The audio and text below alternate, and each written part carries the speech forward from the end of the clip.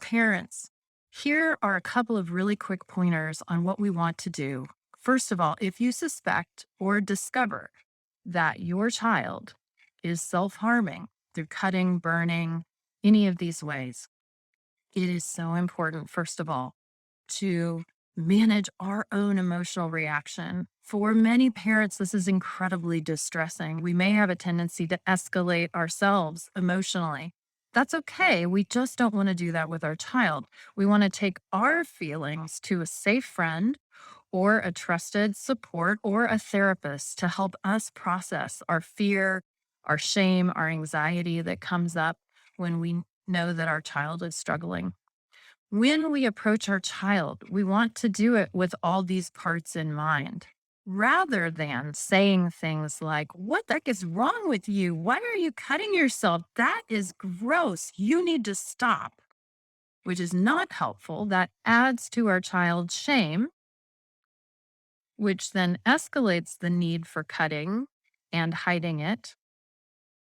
What we want to do is acknowledge, wow, sweetheart, I'm noticing that there's a lot going on right now that may be creating anxiety for you, or sadness, or shame. You're probably even dealing with some things I don't know about that may have come up on social media or at school. And I've noticed that you have had some scars on your arm that seem kind of unusual. I know that some young people turn to self harm to try to manage pressure or depression or anxiety or shame.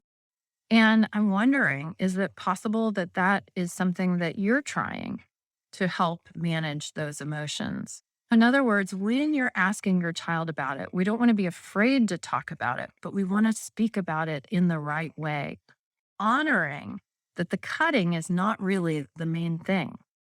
The main thing is whatever is causing the cutting.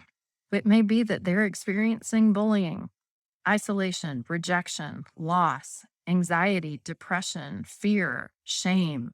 Certainly, if there is abuse happening in their environment anywhere, in the home environment, if they're being screamed at, yelled at, called names, physically hit, sexually abused. These are the things that are driving the cutting, and those things need to be addressed first. As parents, we want to approach cutting with curiosity. I'm wondering if this may be going on for you. It would make sense if you needed to try something like that to deal with all of the stressors or anxiety or the pressures of trying to do it perfectly and get straight A's while going to online school. It's really hard right now.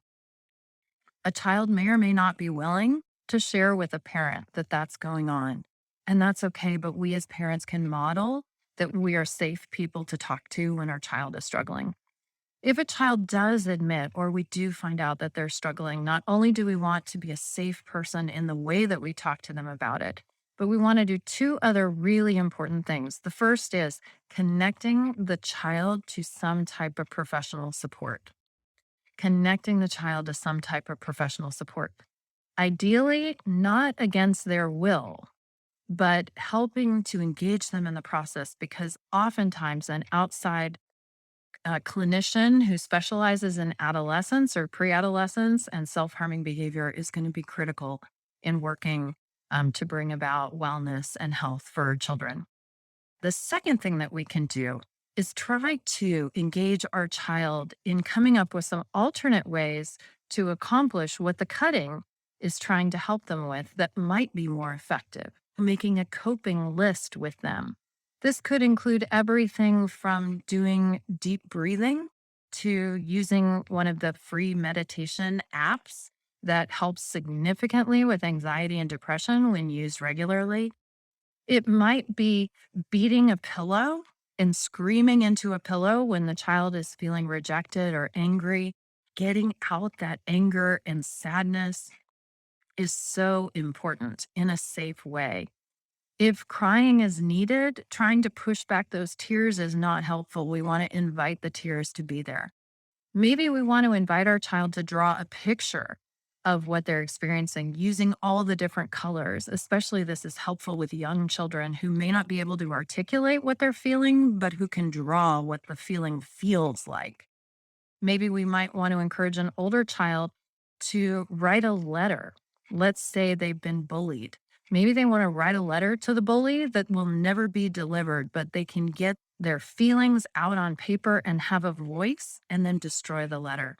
If we discover our child is being harmed in ways such as being bullied, we as parents want to let the child know that we want to be there to help and support them and connect with the school administrators if there's online bullying happening, or in some way helping our children to have boundaries of protection against whatever is occurring.